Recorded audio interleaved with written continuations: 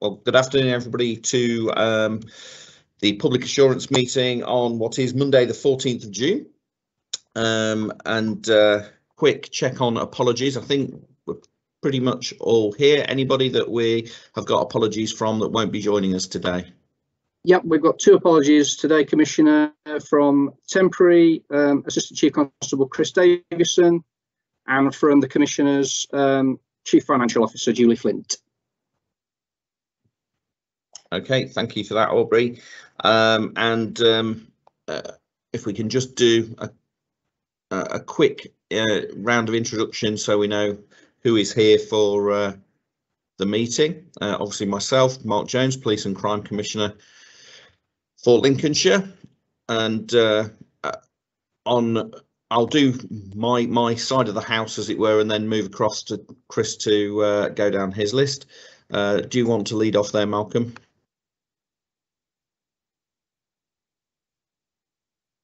Malcolm Birch, Chief Executive to the Police and Crime Commissioner. Aubrey Williams, Research and Performance Officer for the Commissioner.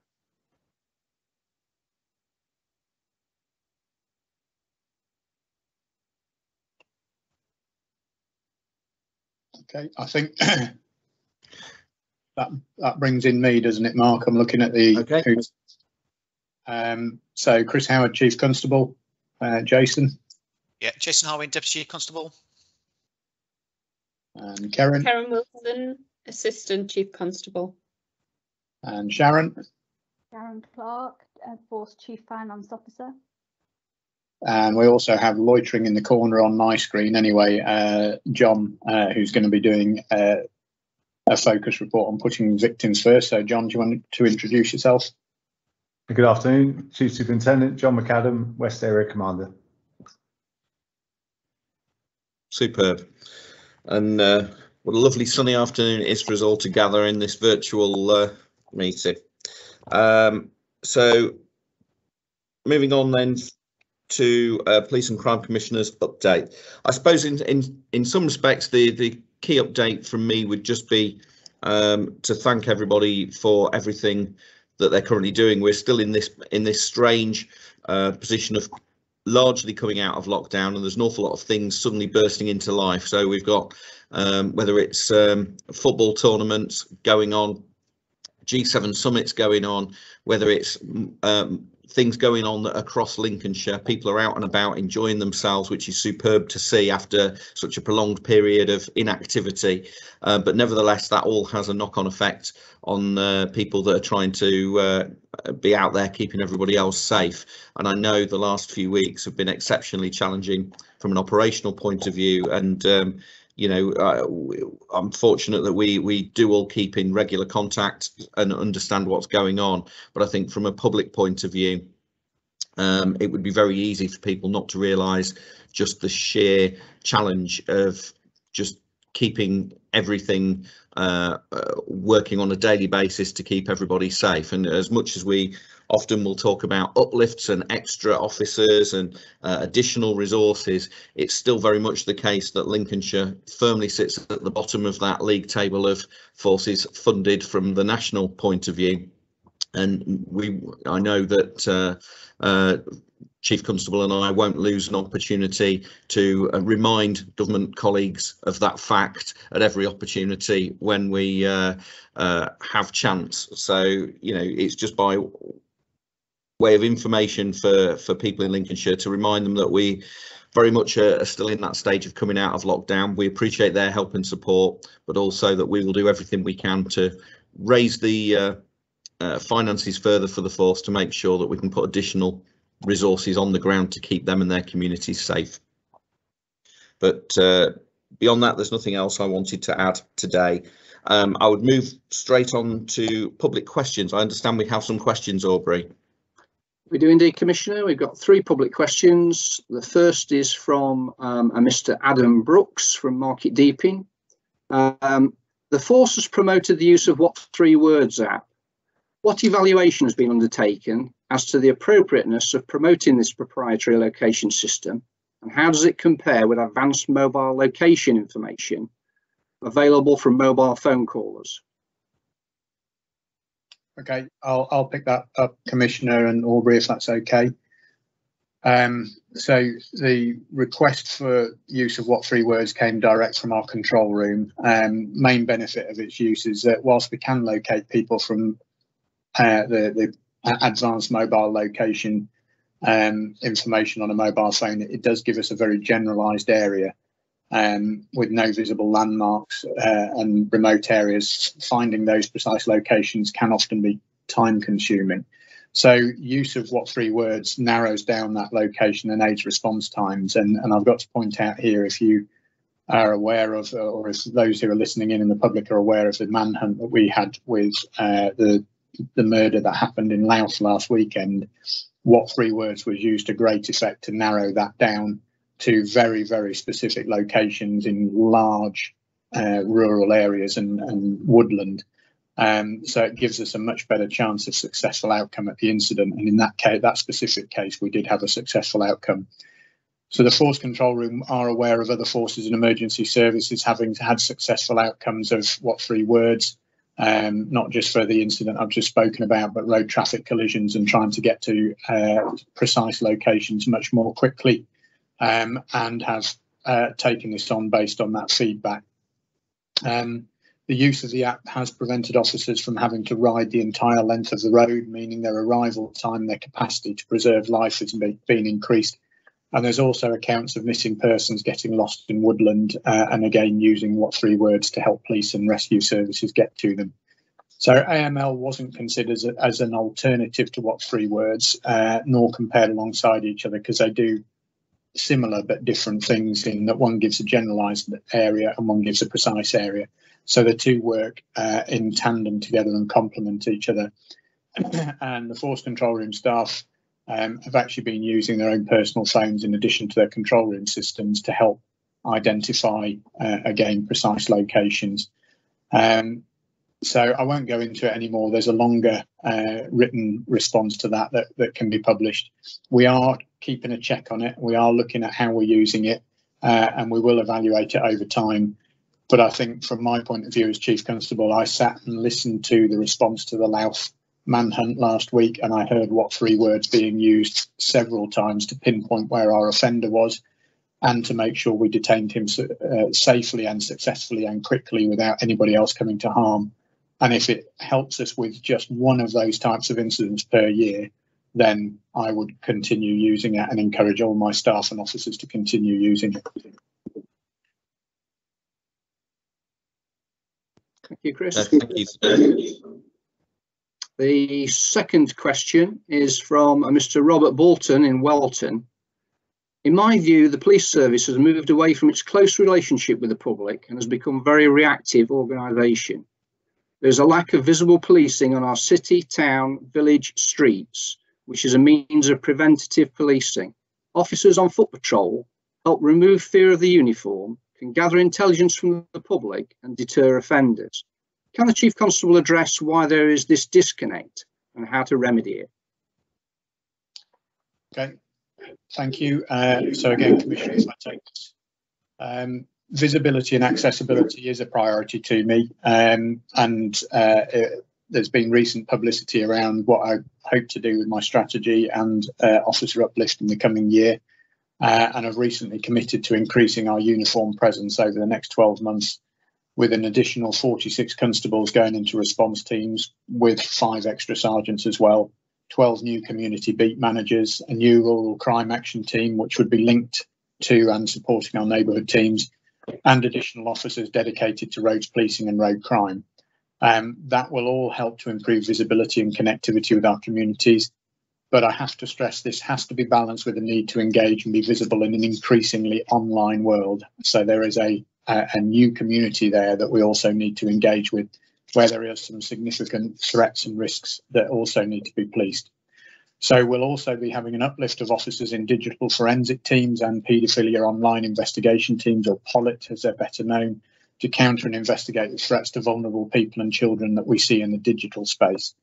And community intelligence in both worlds, the virtual world and the real world, are the lifeblood of policing, and the uplift in officer strength as described on both in terms of our response, in terms of our community beat managers, our rural crime team, as well as the digital forensics team, will help to underpin that approach and make sure that we have that connectivity moving forwards. Thanks, Chris. And moving on to the third and final question, which is from Richard Ware in Grantham. Is there an action plan to tackle the plague of shoplifting taking place in Grantham? So I think the answer to this is shoplifting is a recurrent problem, and one that has to be tackled in partnership with the retailers. So we've been working closely with local businesses to support a preventative approach. This has included making it easier to retrospectively report offences so that we can effectively investigate where there are lines of inquiry, such as in-store CCTV, and deal appropriately with offenders. Chief Inspector Phil Vickers, who's the Chief Inspector for the Kestevens, has advised me that he's been working with each of the 7 local district councils and to make sure that we have good CCTV systems, good operators, and that we're able to make sure we use that evidence from there effectively. He describes it as a very effective working relationship with state-of-the-art CCTV, and describes a recent event where a known offender was spotted acting suspiciously in the high street and called up to patrolling officers via the South Kesteven CCTV team, which led to his arrest and prevention there. And that kind of preventative work may go unseen, but it does have an impact on the safety of the retail business in the area. In relation to the comment about the plague of shoplifting, I should point out that so far this year there's been 224 retail thefts, below those of 2019, where there were 284 reported, and below those of 2018, when there were 244. In 2020, we've excluded those figures due to the COVID impacting on reported numbers because shops and retail outlets were closed. But overall, it does indicate that there's actually a fall in retail thefts and an indication that some of the activity in the partnership work is now having a positive effect rather than this being a plague. But the impact of social distancing measures in retail premises has varied from business to business. And a perception of increase is understandable when compared to a period last year when so many stores were closed or severely restricted. But we continue to work in partnership. It has to be in partnership. This is not a pure police problem because a lot of target hardening and preventative work can and should happen with our partners and with the retail industry themselves as well. Thank you, Chris. That completes the questions from the public. Thank you very much, Chief, for the full responses. And I know, as you said, there'll be a sort of written response available, which we'll include with the paperwork as well for people to see. So with the public questions concluded, we move on to the focus report, which today, as you mentioned earlier, is the Putting Victims First.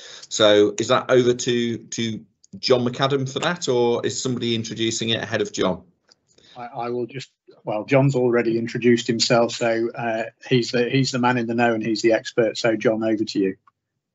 Thank you. Just going to share my screen. I've just got a very short PowerPoint in terms of hopefully to walk through. So this is in addition to the paper that's already been provided and uploaded to the system for the public assurance meeting. So for me, the Putting Victims First was about how we started to rebrand and really consider how we're going to approach our victim focus and satisfaction. And really, it was about starting to understand and just remind ourselves why we're here as a service, make sure that we have got a really considered view of our victims in amongst everything that we're doing. And really, it's one of the fundamentals of any police officer in terms of how are we appropriately representing and supporting victims of crime and antisocial behaviour. This underpins and is also the golden thread that runs through the Chief Constable's strategic priorities of stopping crime and antisocial behaviour, protecting people from harm and helping those in need. And it's really important that as we work through this, we remind ourselves constantly of how are we actually providing the public service that would be expected, and more importantly, how are we supporting those people who are victims of crime and antisocial behaviour, who are needing any form of support and advice and information, and how can they also understand what they're entitled to as well. So there were some changes within the Victims Code of Practice that came into force for all partnership agencies, and it was led by the Victims Commissioner nationally. And this work detailed what are actual rights for victims and the assurance that victims do have rights. They have been a victim of crime and antisocial behaviour. There will be differing knowledge amongst victims and differing impact and needs. And it's really identifying that when somebody has got a diverse need or an issue around reading, writing, or even just accessibility to any service, that they understand what is available to them. So within that, it was about ensuring that we could create the right signposting, how we could ensure we've got the right victim support and information, and more importantly, it's accessible to all. And in making it accessible, it's not about putting one crime above another. It's about ensuring that we are able to support people in the right way, recognising sometimes these will have had a far-reaching and long-lasting effect on any victim of crime, next of kin, friends, family, and local communities. And it's really important that people understand what is available to them, and we as a service are able to stand up and really demonstrate that accessibility. And ultimately, it was about the impact on how we can help people to cope and recover. It's not just about the criminal justice outcomes. Regardless of the fact that people look to the police to hopefully try and resolve a crime, some of this is about understanding how they can start to rebuild their life. And actually, even outside of any criminal justice process, the lasting effects can go on for a very, very long time. And actually, some people live with this throughout their whole lives.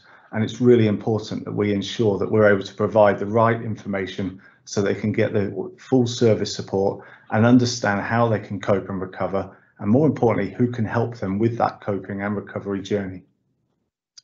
And ultimately, it was about, for us as a service, learning and evolving. We need to listen to what those lived experiences are of victims and survivors of various levels of abuse, assaults, different criminality, antisocial behaviour, how that's affected their quality of life and that of anyone that they know, and really ensure that we understand what our role is and where we can have a really lasting and positive effect and impact on people and their lives, and how they're going to piece them together and how we can support them in that journey. And ultimately for us, it is about putting the victims at the heart of everything that we do and making sure that we understand and we centre ourselves to that view every time we come back together and look at our processes, policies and practices, and we actually keep reminding ourselves it is about the victim at the heart of everything we do, and we're putting a person to that and not just moving through with the next process-driven aspect of policing, which can be quite challenging at times. So the important part was then, where are we now? So we've established a Putting Victims First delivery group. This is about bringing together all the key strands of victim delivery. It is huge, it is complicated, and in that complex arena, it's how we can ensure that we've got one overarching governance that feeds into our force structures, and we've got a real review and scrutiny of committed individuals. And it's bringing those committed individuals that is absolutely fundamental within the Putting Victims First delivery group and our overall delivery strategy, and ensuring that with those individuals, they're each able to get the support they need to deliver the best service we can, and to make sure we keep challenging and checking ourselves and informing the next steps. So within that, I've already touched on the victim codes of practice changes that came in, but it was about ensuring that as a service, we really understand what the actual impact is and how we're going to evolve and be able to respond to those rights of victims, but more importantly, test ourselves on what we've been doing previously, and more importantly, how can we improve? And with that, it's looking beyond just the police. So already within that delivery group, we have the Office of the Police and Crime Commissioner's victim links. So all the victim leads from within the Office of the Police and Crime Commissioner also come into our Putting Victims First delivery group, in order to really check and balance and make sure that we've got a cohesive working. It's about survivor engagement. We've really moved that forward. We've taken some key survivor experiences whereby we have not delivered the best service we would have wanted to. And really it's about learning and working with those individuals who can help inform our service. We've developed a training package around Sarah's story. Sarah was the survivor of a serious sexual offence and got a very substandard service at the time. But actually they used their own experience to really want to drive improvements in the police and the criminal justice process, and also with our partners. And it's been that story that we have linked as a real thread through a lot of our training plans and delivery, and really how we can build on not just looking at what went wrong, but more importantly, what we could have done that would have led to a very different outcome and a victim experience for that individual. And it's important we use all those experiences that come forward. So it's not just Sarah's story. There are a number of other survivors that we work with in order to really inform our service and start to challenge and evolve our practices to make sure they are truly victim focused. As we say, we've got Victim Links, absolutely fantastic service that sits there for all victims of crime. And that's victims whether they want to report to the police or not. So it's about ensuring that any victim, regardless of whether they want to proceed with a police formal response or want to actually take any formal action through the criminal justice route, they still have the same accessibility to information. And it is about that coping and recovery, and also how we can actually secure information and evidence if we want to, should they want to make a disclosure to the police further down the road of any historic allegations or current allegations. So it's about having that accessible information. And within that, we've really looked at what the online platforms are that we've got, the real end-to-end information, and making sure that they really do have a cohesive approach to them and that they are really informative. So we have got the Lincolnshire Police Force website. We've re-evaluated that and made sure that the victim information is absolutely the centre of that front page. So anyone going onto the to the Lincolnshire Police website who is a victim can see that actually there is a clear tile, and you click on that and it will then move through all that information. That is the same for the Victim Links website. It moves through, and actually the two will link back into each other if they need to at different points to inform and keep ensuring that they are informing each process. And that will then walk through all of the information, rights, entitlements, what to expect as a victim, and how that can look like through a whole victim's journey of gaining support, signposting to support services, right through to potentially giving evidence at court and the after court experience. And then we've got the Lincolnshire County Council, whereby that is the umbrella website for all the district councils, ensuring that those who are victims of antisocial behaviour have accessibility to information and support as well. So it's really about ensuring we have as informed a process and platform as we can. And then underpinning all of that is ensuring that the victim leaflets have been developed into our top 10 at the moment, foreign language speaking languages, translations, and making sure that those leaflets are available in a physical format if we need, or online. We can email them, we can send the links across as is the desire of any victim to ensure that they've got accessible information to them. We then had a look at our internal victim support, recognising staff officers are unfortunately assaulted and abused, sadly far too often, and making sure that we've got the appropriate processes in place. So within that, we've been able to create a clear forum that is viewed every single assault and abuse case to make sure that the staff members got all the support they need, to make sure that we can learn and develop and evolve from that, and make sure that actually we can start to support staff should they feel the effects and impact of sadly being assaulted or abused in that way. And it's recognising that people don't come to work in order to suffer violence or abuse or to actually be a victim themselves. They come to work to try and save life, to ultimately put themselves in harm's way and to really make a difference. And it's making sure we've got the right support for our staff should they need it. And then looking at our training and development. So as I said earlier, we've used things like the survivors' experiences, Sarah's story, and we've had a good look through our whole training from when someone first joins as an officer, right through to those who are 20 plus years within their career.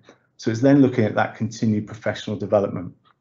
And we've just gone through a whole continued professional development programme with all of our sergeants and inspectors, so our first and second line managers and police staff equivalent, in order to really upskill and focus on not just the fact that we've got some victim codes of practice changing and making sure everyone's up to date, but reaffirming their role in ensuring that victims' rights and entitlements are being looked after, and that we are actually adhering to the code and keeping victims updated in a proportionate and appropriate manner.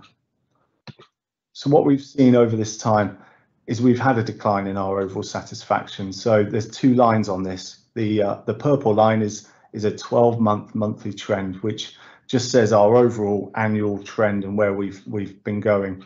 And then the green line is putting the last 3 months at any single point together. And as you can see, we've had a fairly significant decline during lockdown in terms of overall satisfaction.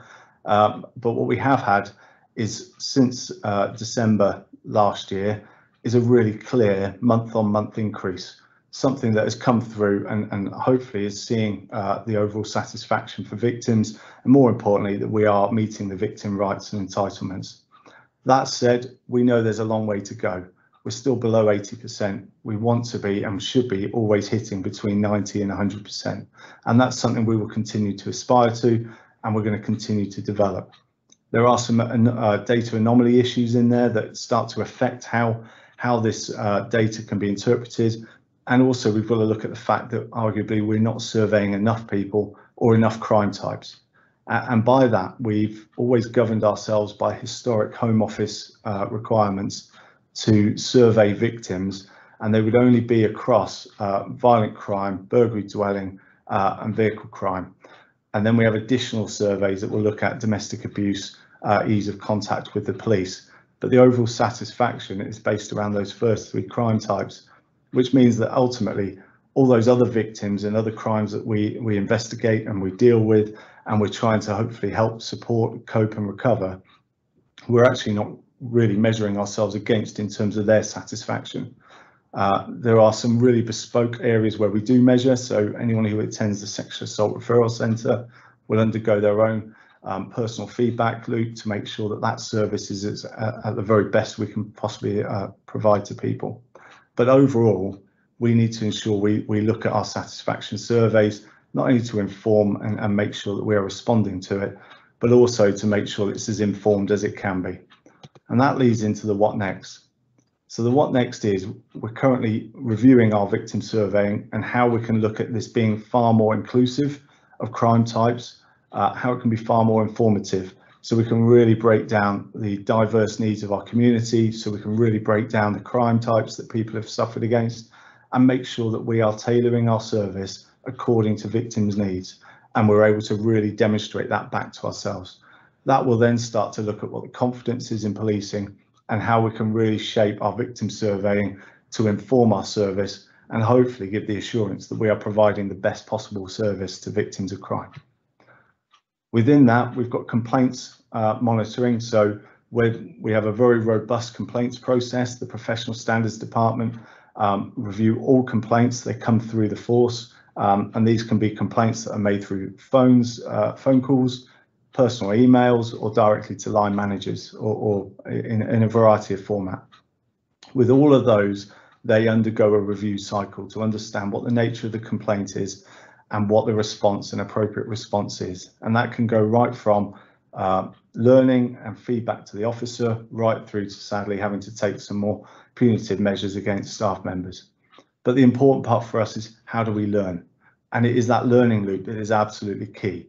And as we start to really evolve and shape our practice, the overarching aim is to monitor ourselves against complaints, see them reduce, so that we can actually show and demonstrate that we are seeing less people dissatisfied with the service that they've got to the point it's resulting in a complaint. That will then link in with the user satisfaction and how we can tie all that together. And ultimately, we are in the process of creating a performance framework.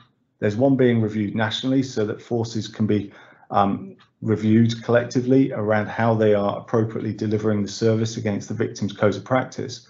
but we need a far more informed performance framework that is designed for Lincolnshire, really informs how we're delivering our service beyond that limited window which I've just described within the last performance chart. We're looking at supervisor quality assurance, so building on those corporate, the continued professional development days that we've just delivered. It's now embedding our supervisors into that scrutiny and quality assurance of live ongoing investigations, and they're of crime and antisocial behaviour, and making sure that we're getting that real informative feedback from victims at the time, and we can really understand if we need to do any service recovery or ultimately to ensure that we're getting things right in the way that we intend. We've just got to look at our technology as well. I touched on data anomalies, and we have a number of data sets that come through the force systems, and it's how we start to use and embrace technology slightly differently. We're looking at what other forces are able to do around their access to our main case management system called Niche, and how actually within that technology they've been able to advance it so that updates go on more readily, that they're informing a number of different crimes and investigation types that relate to one person. So we've got better use of officers' time and we're more efficient. But also it's about using that technology as a reminder and a prompt as well for when we made a clear promise to a victim that we're going to contact them routinely, keep them updated, and ensuring that that technology can really inform how we're going to, actually we're just not going to see people fall between the net on those, whilst everything else is going on, the diverse and challenging needs of policing. But at no point should we be forgetting our victims in the middle of this. And hopefully technology will be able to at least prompt and ensure a safety net of ensuring that victims are being routinely updated and they are at the forefront of what the officers are doing on a daily basis. And then we've got to look at our change in legislation. So there's a movement towards how we can record the evidence from vulnerable and or intimidated victims and witnesses in order to support them through the criminal justice process. So this could be down to diverse needs, individual needs from people who have an impairment and are really unable to give clear evidence, or are just so concerned and intimidated about the fact that they've got to give evidence against either an individual, a crime group, or something similar. And we really need to ensure that we've got officers and staff who absolutely understand this legislation fully, so that we are maximising its use every single opportunity. This is currently being worked through our Protecting Vulnerable Persons unit with a really clear mandate to really push the boundaries on how we can use this legislation and ensure that we are supporting victims and witnesses in the best way we can. So whenever we have a vulnerable or an intimidated witness or a victim, that we are absolutely helping them to give their evidence in the best way possible and supporting them through the criminal justice process. So as we evolve that, is how we can start to make that part of some of our further crime types and investigations beyond the Protecting Vulnerable Persons unit terms of reference and the crimes that they investigate, but how we can use that in some of our more mainstream investigations as well. And then finally, it's around our witness care unit. So one of the things that the COVID pandemic has knocked onto for us is about the court processes, and there is a significant backlog at the moment in terms of those cases going to court. Now, whilst our partners within the criminal justice system are working to hopefully bring that down, it's got to be recognised that we've got a number of witnesses and victims who are sat within the court process waiting to give evidence, and it's ensuring that that witness care unit, who are fundamental in ensuring victims and witnesses are kept up to date, they understand what's happening and they understand what support there is available, that actually we've got enough resource and focus within that area to make sure that people understand and also feel confident that their case is going to get all the full due attention that it deserves at court. And that ends pretty much the update as I had it, unless there are any questions. Okay, thank you very much for that, John. That was really, really helpful. Thank you. And I know it's a complex area and we obviously all work in this area, so actually trying to put it across in layman's terms isn't always the easiest thing, and I think you've achieved making that very accessible, so thank you for that. It's not an easy thing to pull off. Karen, you have got your hand up, and Malcolm after that. It's just to add one extra piece to John's presentation there, which I thought was really helpful, and hopefully you and the public did too.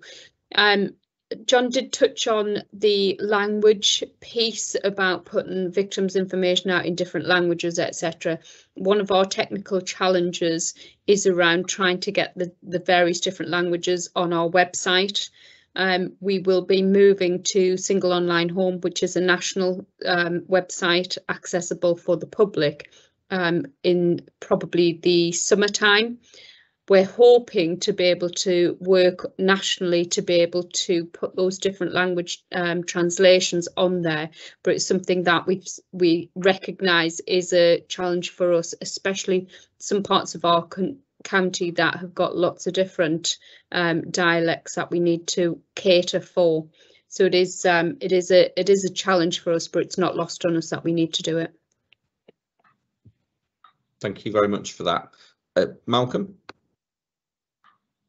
Thank you, Commissioner, and thanks, John. It was a very comprehensive presentation that gave a lot of information about what the force is doing on this journey to improve services.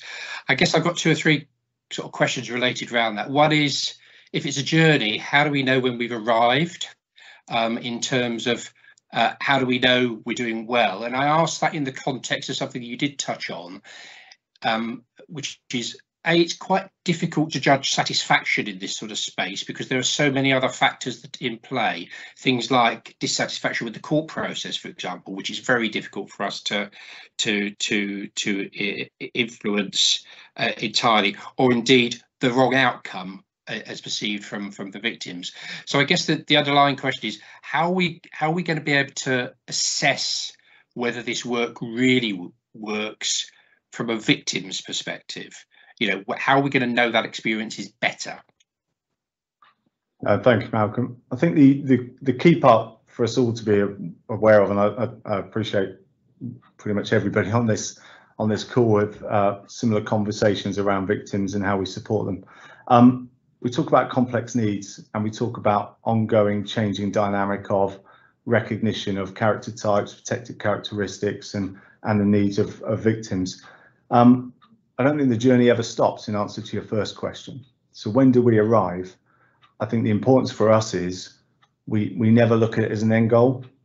My aim within the Putting Victims First delivery group and the work we're doing is to continue to evolve, to better ourselves, to ensure that we are doing everything that is as informed in the right way, and that we are actually delivering the service that the public would expect, but more importantly, that victims expect. We already see that we've got some really significant historic cases that come to the fore some decades later, and the victim needs and the survivor needs of those individuals versus current is always significantly different at times, and it's ensuring that we don't just have a one-stop shop. It's probably the point I'm trying to get at. So as we evolve, we recognise the diversity of our community and the diverse needs. ACC Karen Wilson's just touched on the need for even just down to translation. So I think it's about ensuring that we have a process that is as tested as it can be, that is continually informed by victim and survivor feedback, and that more importantly, we are really responsive and that we continue to work with our partners. We've got a fantastic partnership arena within Lincolnshire, all committed to doing the best for victims that can possibly be done. And I think as we keep looking at this and we keep challenging ourselves, and certainly my time within Lincolnshire has shown nothing more than just continued commitment to develop, evolve and improve. So for me, it's that update that it will never stop. Forgive me, somebody was just trying to Teams call me. So the fact is that none of this will ever stop being a journey, and it's probably just how we keep putting those benchmarks in place to ensure that we understand where we are, where we've got to, and ultimately what's next to keep that improvement going. Can I just come back on that, Commissioner? And thank you. I think it's a really good answer. I mean, to be honest, nobody wants to be a victim. We tend to easily slip into this language of victims, and most people don't want to be a victim of crime. To be honest, don't want to see a police officer in their lifetime in the nicest possible way, because they don't want to be involved with the criminal justice system. But managing that expectation and giving victims in this context what they want is still very, very difficult for me in ethereal in terms of how do you know when it's worked. And I guess as a supplementary, are we getting victims' voices into this? In other sectors, in health, for example, they will bring lived experience into it. And I know you mentioned one example going through, but is that becoming a more routine approach? Absolutely, yes. So the victim voice is got to be the part we're really hearing.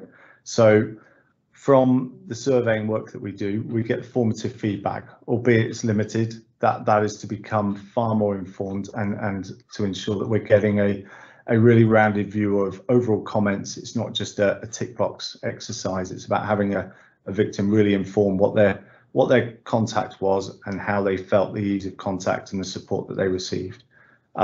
You touched on a really good point around expectations, and that's absolutely key, because we cannot provide everybody with every single thing that they feel they would like or even believe that they want. The part for us is to ensure that we have got the best supportive arrangements in place, that they are tailored towards victim needs, but we are clear on what the accessibility is and how much can be given at any different time. So, and some of that comes down to crime type. So victims of child abuse or serious sexual abuse, I would like to think everybody would expect they get some fundamental extra support, and there are key practitioners who will absolutely walk them through that. The same for domestic abuse. These are those vulnerability crime types that absolutely people have been preyed on, and they are hidden crimes, and it's something we really need to make sure that we've got the most informed and joined up processes. So expectations is key, and it's about listening. So in terms of that final point of, are we going to bring more victim and survivor experiences into this and really listen to them? Yes, absolutely. So we've got that in different forums. The Police and Crime Commissioner has their own, and we've also got lived experiences that we go back to where people want to come forward and help us shape and evolve our service. The next bit for me would be, how do we take that forward again and really start to bring a collective group together more routinely? So we do it, and we do it well when we do it, probably not as routinely as what we would like. Thank you for that. Jason, you wanted to come in? Yeah, just to supporting John and a couple of them comments. So firstly, Malcolm, you know, part of the refresh priorities for the force is around stopping crime. Obviously means stopping people being a victim of crime in the first place. So I think it's important we remember that. The second bit, because it links to the conversation we had this morning, didn't it, in terms of complaints and looking at some of the complaints and particularly where we get the repeat complaints, where a lot of that is around ultimately victim satisfaction. They've not received the service they expected, they've not been kept up to date in terms of what's happening with their investigation, or ultimately the investigation has not been dealt with in the way that they'd expect.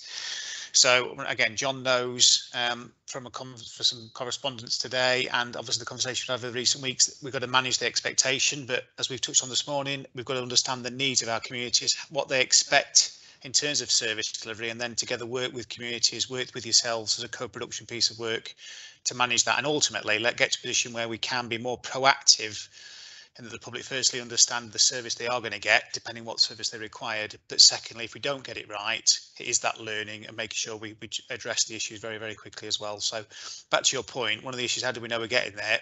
Reduction in complaints, and particularly repeat complaints, should be part of that. If I'm honest, it's a measure. It's not the overall outcome, but it's an indication of where we are. But importantly, it goes back to the first point. If we're stopping people being a victim in the first place, that's exactly where we want to be, because then they don't need to think about victim satisfaction because they're not a victim. Yeah, I think something else that you hit on, John, which I thought was really interesting, is about, well, which crime types should we be using as part of this measure? Because it's obviously a real challenge, isn't it, to try and identify. And I know we've largely used the historical elements because it sort of gave us that continuity. But for me, in a big rural county, and we've looked at some the newer investments, whether that's around the roads and trying to reduce the level of tragedy we have on our roads and crime that sort of uses our road network, or indeed more rural based crimes. And you think, well, if those are the areas of investment, if you like, is there a question about how we not so much evaluate that, but equally we judge the impact that has upon people's satisfaction, for want of a better term, and actually the impact that investment of public money is having for the people of Lincolnshire, both in the investment in resources in creating these new units, but also in actually the victims' work that you're describing, because we know that there are different challenging areas. So I'm not giving you an answer so much as just musing that there are questions there to try and come up with solutions, I guess. Yeah, no, certainly. And the other part, so crime types is definitely one.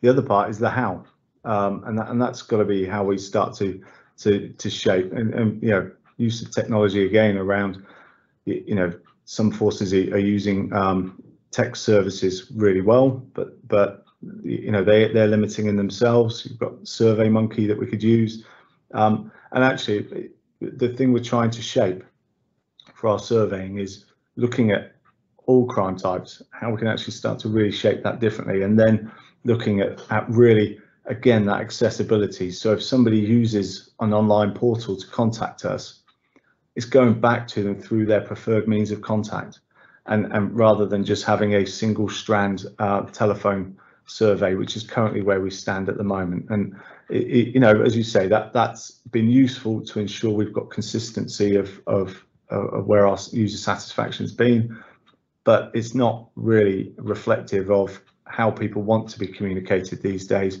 and actually ensuring we have a variety of options rather than just single strand options. So hopefully the aim is, as we move through the next 12 months, to create a far more informed platform for any victim to be able to feed back to us, but for us to be able to really inform our service differently.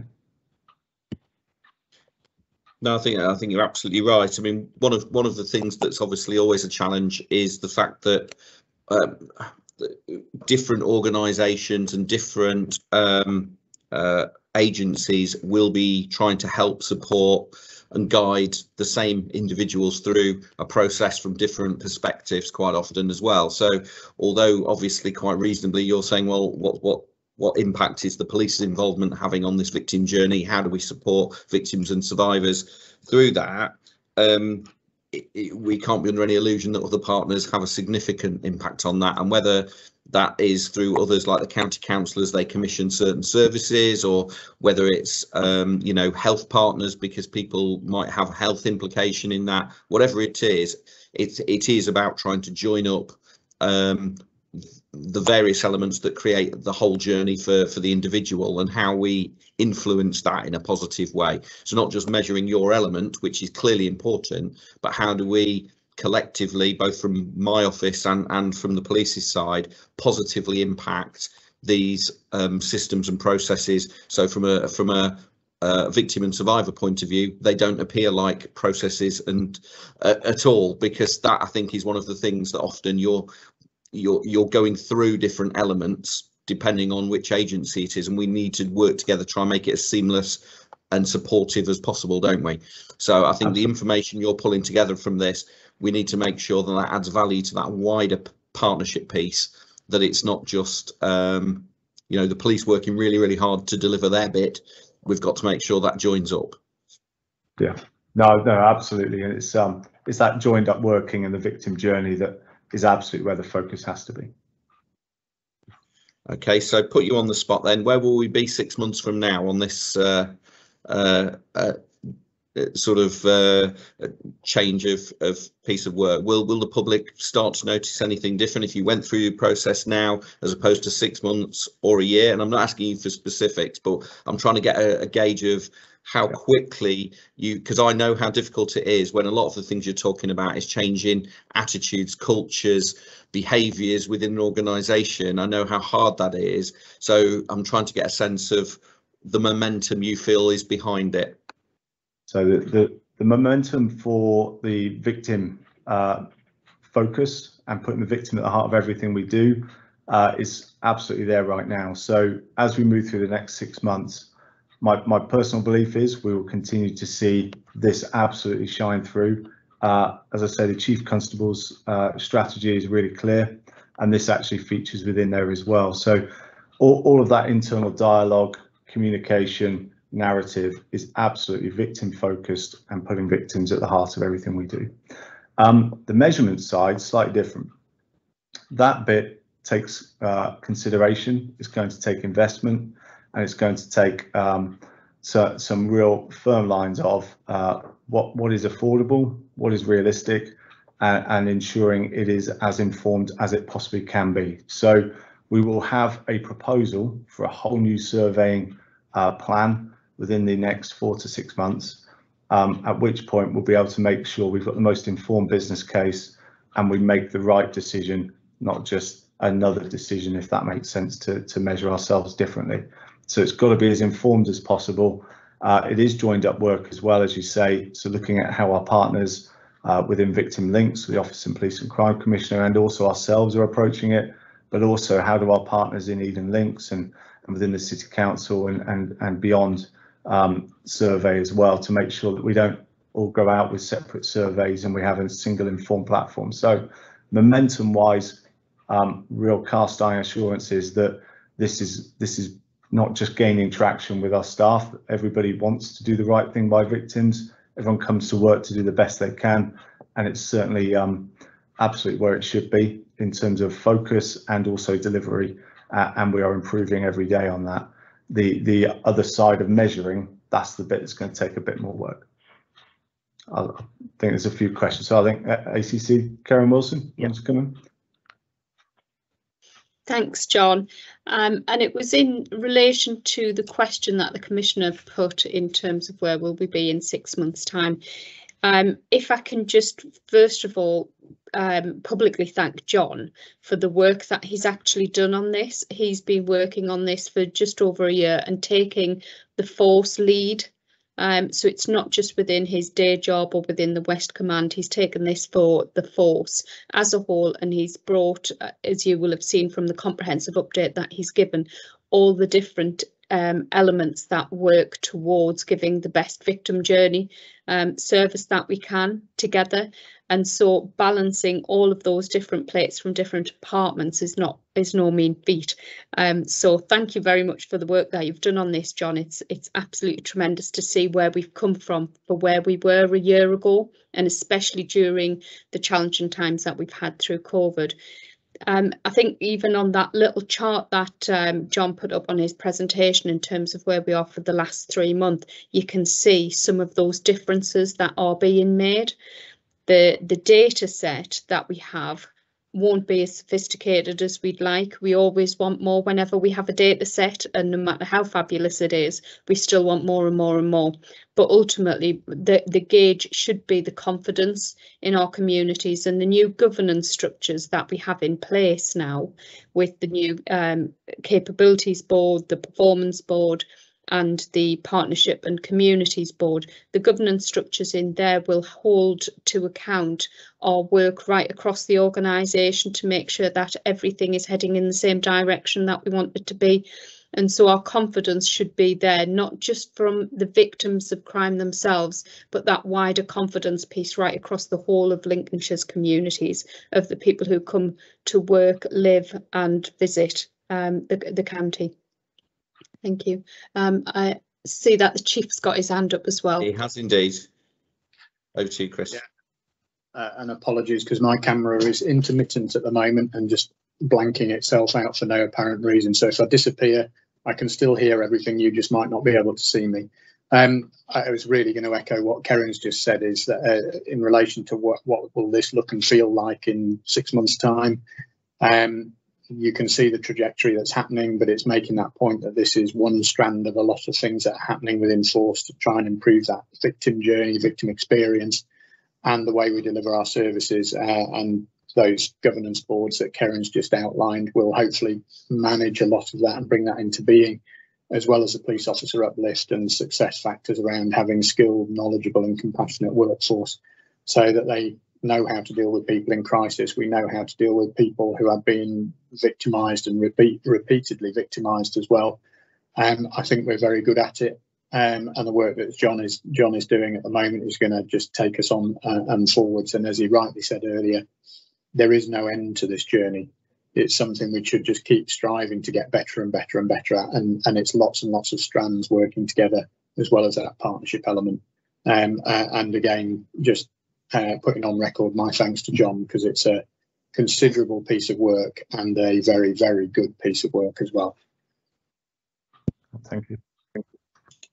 No, I think we can all agree that you know, it is a really good piece of work, the right direction to be travelling in, and you know, there's no lack of support for the work that you're doing there, John. I think it's definitely to the benefit of the people of Lincolnshire as well as to the organisation. So, you know, that's really good to see, and thank you for coming today and updating us on that. It's been really, really helpful. Thank you. I'm not seeing any more hands, so I think oh, look at that, we're about 20 seconds ahead of time. That's not too bad, but I'm quite pleased with that. So thank you for the presentation today, John, and we will move on to the next item, which is the Integrated Performance Report, and over to you, Chief. Okay, thank you, Commissioner, and thank you to John as well for that presentation. That actually covers quite a large chunk of the Integrated Performance Report, as we'll see later on. But I'll take you through, and I think we're planning to focus on a number of areas of interest to you, Commissioner, which is specifically around call handling, commercial burglary, and drugs and outcomes. So I'll hand those over at the relevant points. But if I just take you through at a bit of a canter on the report, page 3 is just an overall picture of demand in terms of key crime and antisocial behaviour indicators. So you can see that pretty much gives a positive view of the world in all bar 2 categories, and those categories are antisocial behaviour and the stalking and harassment, which includes malicious communications. Antisocial behaviour has gone up by 54% in the past 12 months, rolling 12 months. Most of that is down to COVID reporting, because there are additional offences that obviously now fall into that antisocial behaviour categorisation.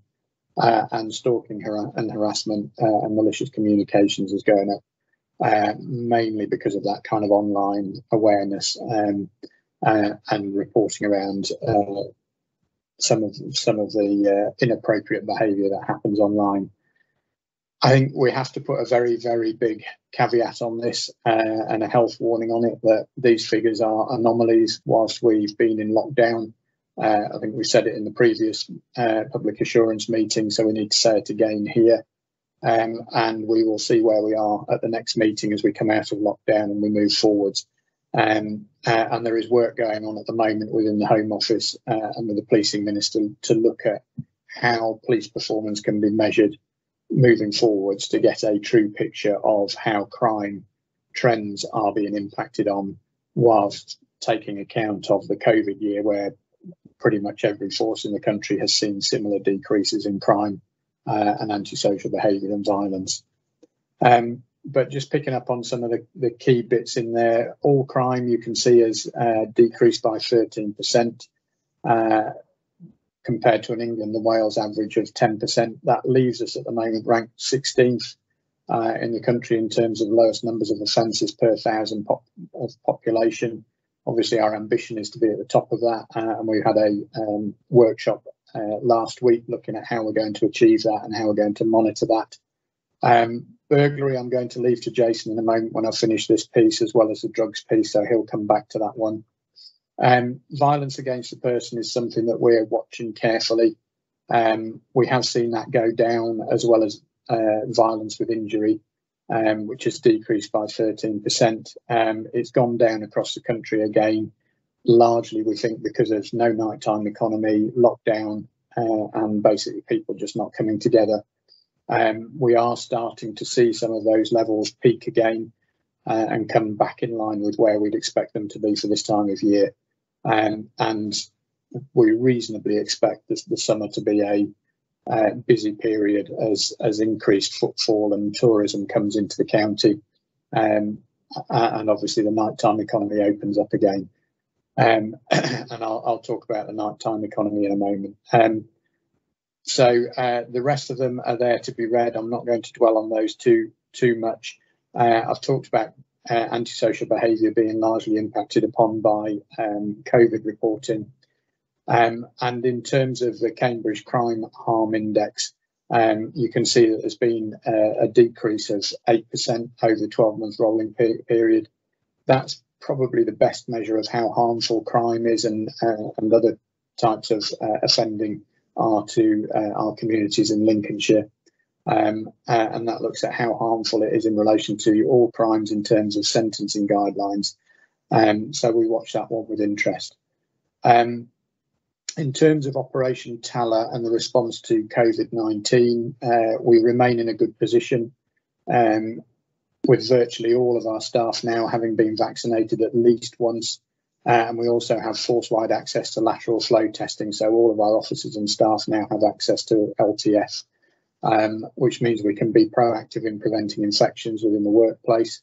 And we've got extremely low abstraction rates because of COVID. So we're in single figures at the moment. And there's also been a significant drop in calls for service relating to breaches of legislation since the second phase of Unlock came on. Although demand is spiking at weekends, and there has been an increase in calls for service relating to concerns for safety, violence and drunken and inconsiderate behaviour, which kind of indicates some of those violent and antisocial behaviour offences are going to continue to rise. Our focus now remains very much on Operation Unlocked. We've got a significant uplift in resources over the weekends and through the summer. As I say, we are working on the nighttime economy, and temporary ACC Chris Davison and Chief Superintendent Di Coulson in partnerships are currently looking at what our nighttime economy response might look like with our partners, which includes practices such as safer routes, Beth Barnum, and initiatives that other forces have been running for some time, and what that might look like, as well as opening up the debate again around street lighting.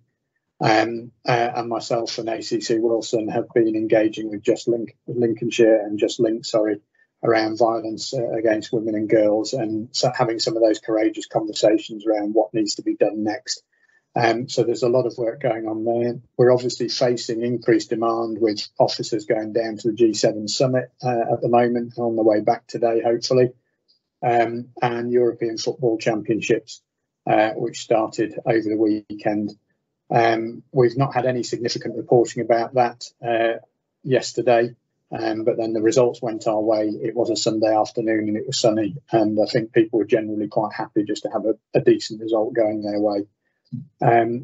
We are just refreshing our violent crime strategic assessment and looking to bring in our own violence reduction unit, albeit we didn't get national funding for it.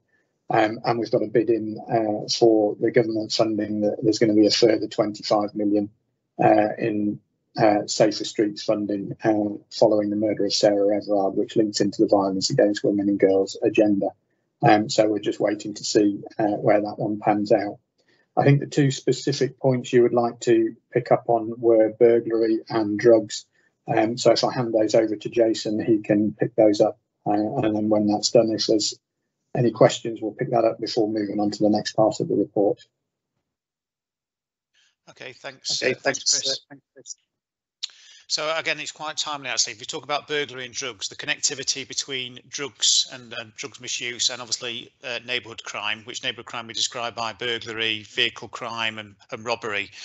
Again, national data tells us 46% of those related crimes have some connection to drugs, whether the person committing the drugs are taking drugs at the time of committing the offence, or ultimately are doing it as they're dependent and therefore having to commit the crime to fuel their dependency as well. So I'll start with burglary first, and again I think it's important to say at the start the impact being a victim of burglary, whether that be your own house, whether it be your own premises, and I talk about the rural community, particularly for us, and farming community particularly, but we do know it has a significant impact, not just on individuals and families, both in terms of their feeling of safety, particularly it's been very intrusive when being people's houses when they've not been there, and even more so if they've actually been in the house when they've been broken into. But just at the same time, the longer term well-being, and again, going back to our initial conversation around victim satisfaction and victim support as well. So we don't underestimate the importance of this crime type. Again, recognising you can't deal with it in isolation. Unfortunately, those that are offenders don't just focus on one type of crime. And again, so therefore about effective offender management is important to us as well. So what are we doing as a force in terms of this? Well, firstly, is that as a reintroduction of our control strategy, burglary, residential and commercial, because they're two different types of burglary, are in our priorities in terms of the control strategy. That's important because that means we put some more resources into that area of business, particularly around gathering intelligence, offender management, and just as important around some of the preventive work that we need to do. And I'll talk a little bit more about that very later on about the MO, the means of entry for burglaries. As the Chief has touched on, over the last 12 months, yes, we are seeing reductions. Again, we've got to have a caveat to that because reality is lots of people have been in their houses, lots of people have not necessarily been in the workplace. So the availability and ultimately vulnerability of property has probably been a lot less over the last 12 months than it has been previously. That said, we are still seeing reductions, and at the minute we are still below the levels we'd expect to see at this time of the year. Bearing in mind the easing of the restrictions has changed over the last couple of months. So again, we watch with obviously some caution just to see the impact. The important bit, what does it mean to a resident as a resident of Lincolnshire? Your chance of being a victim of burglary is still very low, and again that is an important message. And actually, a victim can be even less. Your chance of being a victim can be even less if we take some very basic crime prevention advice, because unfortunately we still see 20% of our house burglaries are through insecure property, windows being left open, and this is a real challenge. It's a challenge for every police force this time of the year. And whilst yes, we don't get good weather all the time, when we do, we know for a fact people will leave windows open, they leave doors open, and again, it's one of those we've got to continue to make sure we're messaging about the importance. If you make sure your door is locked and your windows are shut, accepting that's really challenging when it's warm weather, but the reality is you're less likely to be a victim, because as we see, a lot of the crimes committed around burglary are opportunities crimes where people are literally just trying someone's door and see if they can get in, as we see for vehicle crime as well. But importantly, in terms of burglary, again, if you look on an average day for us, we see around about 6 residential burglaries a day, taking account the size and population of our communities. And we see it on average, and accepting there's some challenges around here, and quite right challenges to force around reporting, but we see around on average between 2 and 3 business and community burglaries a day as well. There's still too many. We know we've got more to do. If you look at our comparisons of crime, of burglary per population to our similar forces, we are not performing as well as we want to. Importantly, we recognise that. That's why it's part of the control strategy. And certainly in terms of resourcing and looking at how we manage burglary, again, it's one of those that the head of crime, Andy Cox, has got as part of his standards work group that's got at the moment. So how do we deal with it? If you're a victim of a residential, your house being broken into, what happens? The reality, majority of the time, you like to see initial response, particularly for crimes in action, but importantly for the victim, if it is a house burglary, it is dealt with through our CID, our local CID. Why is that the case? Well, firstly, because they are detectives. They have got more skills than the response officers. The fact is that they are more in tune with some of the investigative standards. And importantly, because of the importance of it, that's why we have our crime investigation department involved in that particular type of crime. As you will see in the report, in terms of scenes attendance by CSIs, yes, we do. CSIs will be called, but again, importantly, we do make an assessment. We don't expect our crime investigation department ultimately to be calling our scenes of crime out to investigate every single crime, if there's obviously no point doing that, because actually whilst investigating and doing a forensic examination of one crime, if there's no value in it, and let's be honest, that's why our CID staff deal with it, the reality is they're not spending time on others where actually there is benefits of forensic examinations, etc. around it as well. Now again, that comes with some challenges always, because lots of people say, well, unless you attend, you never know. The reality is this is about professionalism of our attendance at scenes, and again, going back to the point of that's why we have our CID involved in more of these events of residential burglaries than we would do for other types of crime, unless it's obviously serious violence or ultimately linked into sexual offences. The issue out of all of it, and we'll touch on outcomes later on, Cameron's going to give an update around outcomes, but we know at the minute in terms of a positive outcome, i.e. someone's charged, reported on summons for a burglary, the numbers are very low. It's only 5% of our burglaries and burglary commercials are detected as a positive outcome, and we've got to do more around that, and that's part of why we've brought it as a priority, and that's why Andy Cox, Head of Crime, is looking at it from a standards piece around investigation standards as well. The bit that I go back to around this is recognising, again, particularly for our because it's a rural community, a significant rural community, the impact this has on particularly, let's be honest, our agricultural communities particularly, and the fact is if their farms are broken into, particularly there where they've got machinery as well, we know it could take them out of action for not just for a few hours waiting for scenes of crime to attend if they are attending, but also it can have a significant impact for a number of days and weeks as well. So we do recognise as part of our commercial burglary response, again, this is not just about response doing and responding to the call of service, and they will do their very best, but we do recognise and are looking at the impact it has on the victim, and particularly for our rural communities. Again, there's a need for CIT involved in those investigations as well.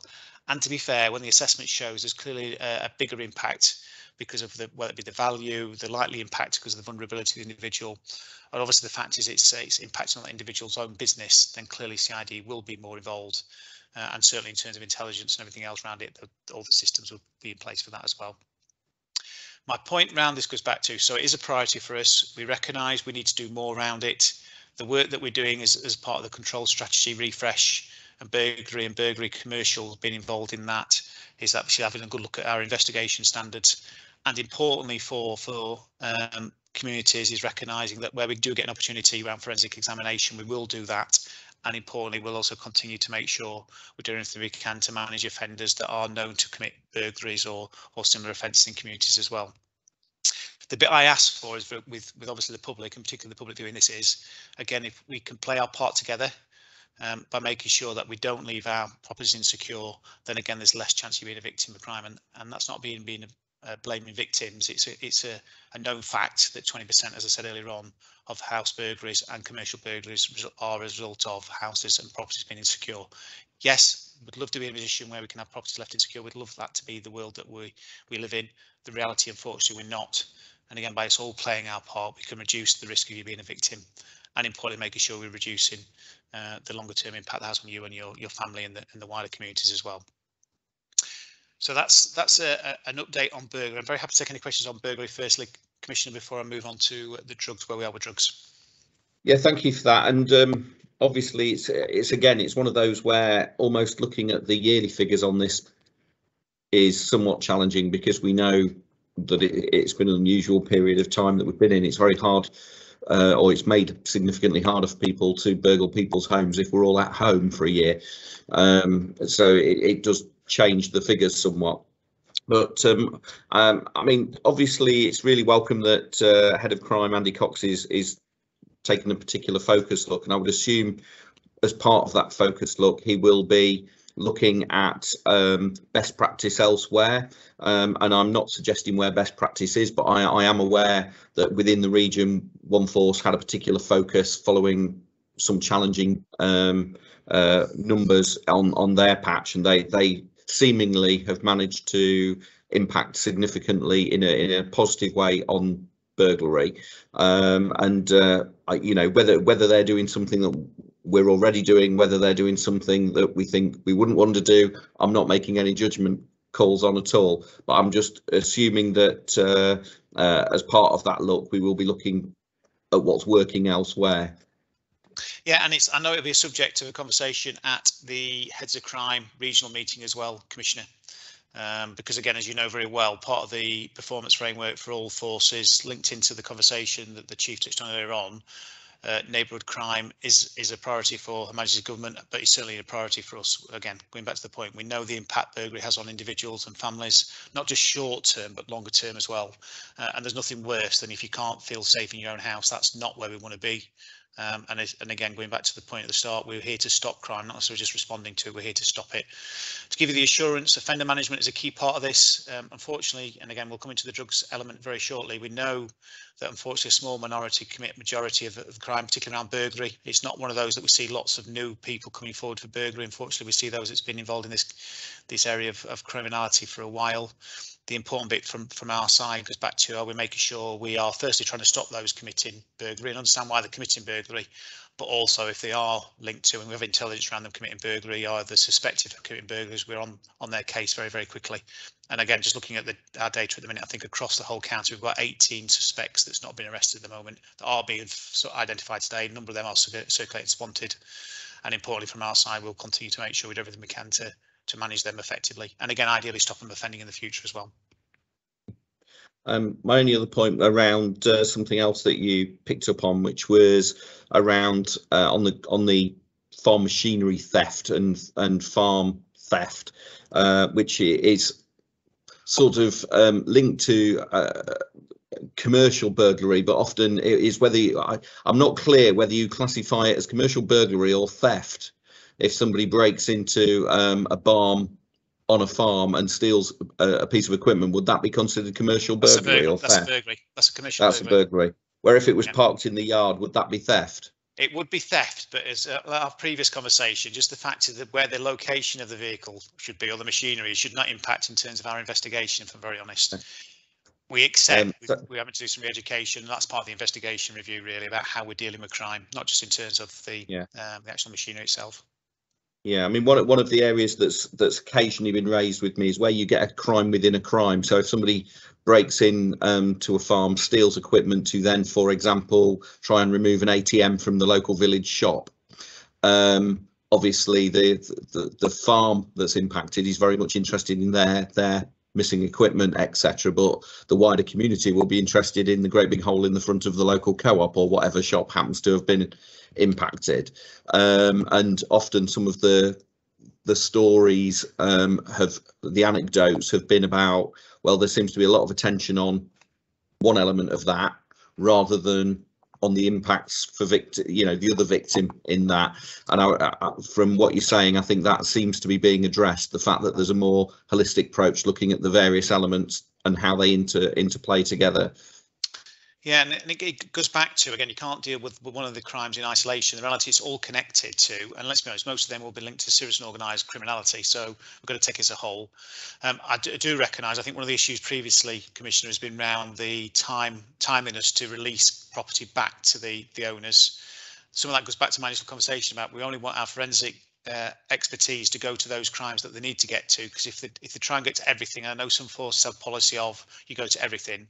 Well, I've been in some of those forces, and the reality is we get better return rates, we get more people identified for crime by doing it in terms of a proper assessment.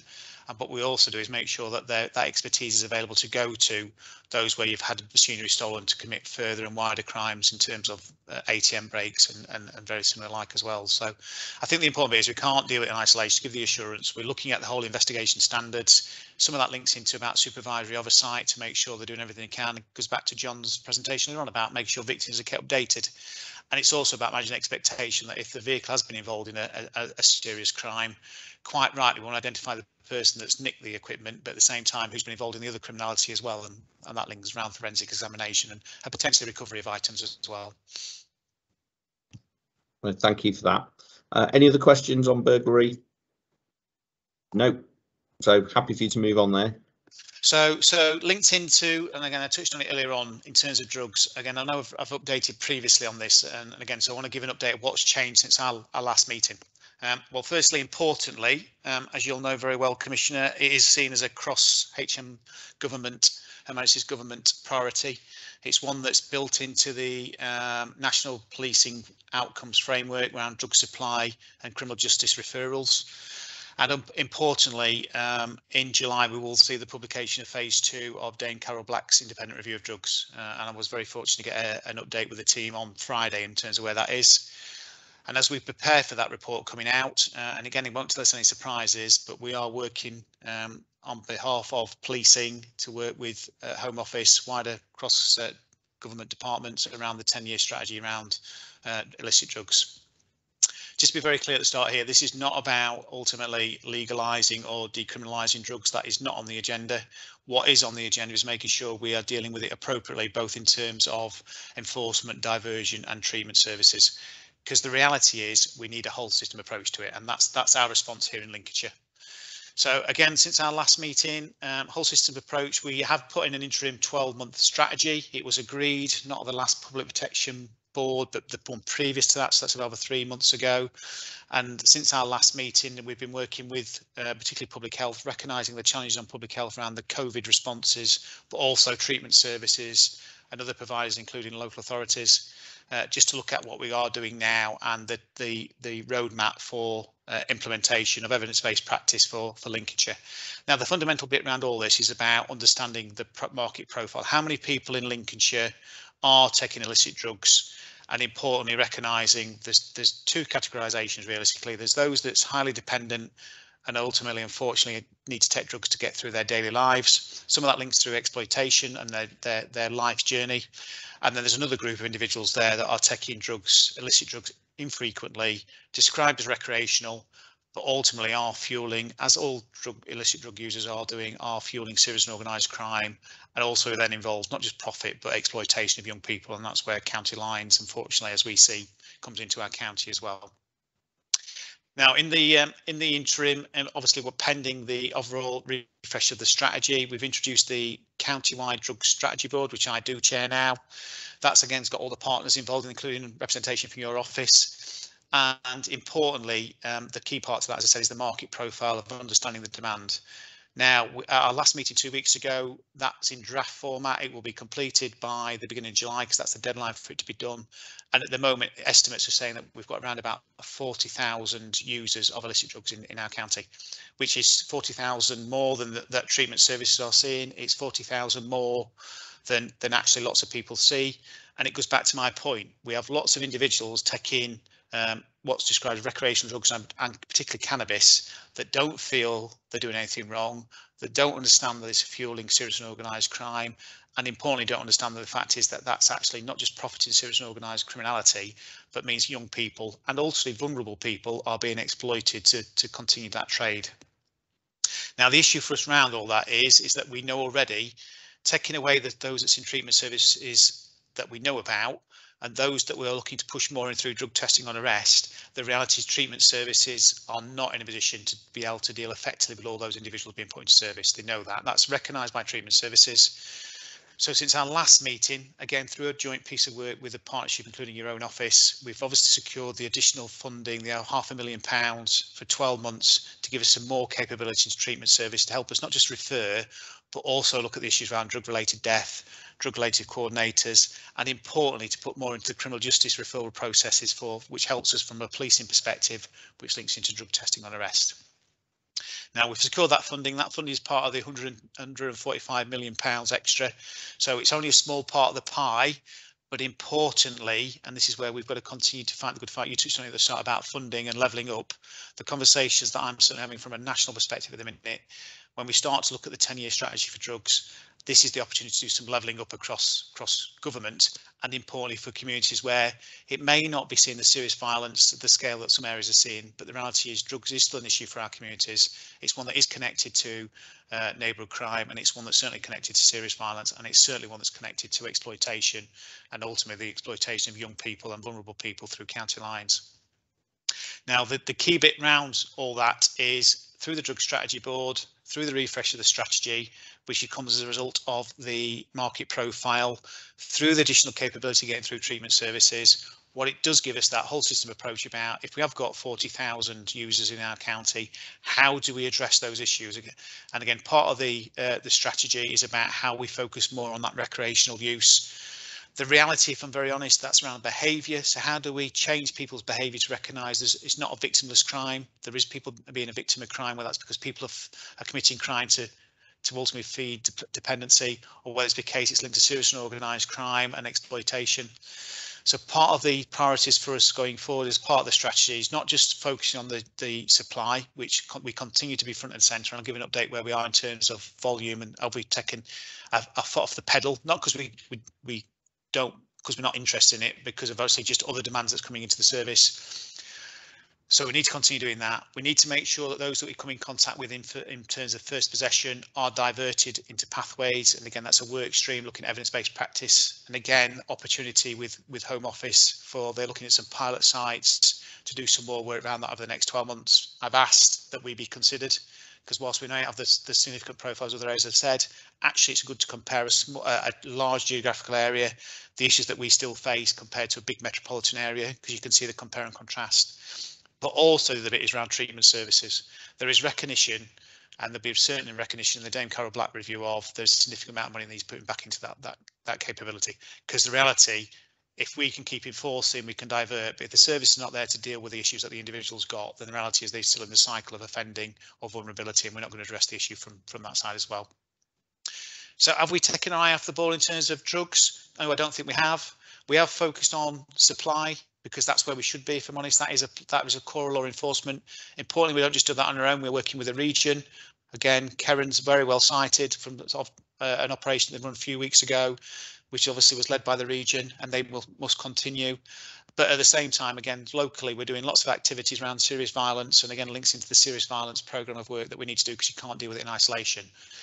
Over the last 12 months, our levels of trafficking offences have gone up 32%. We have seen significant growth, cannabis grows.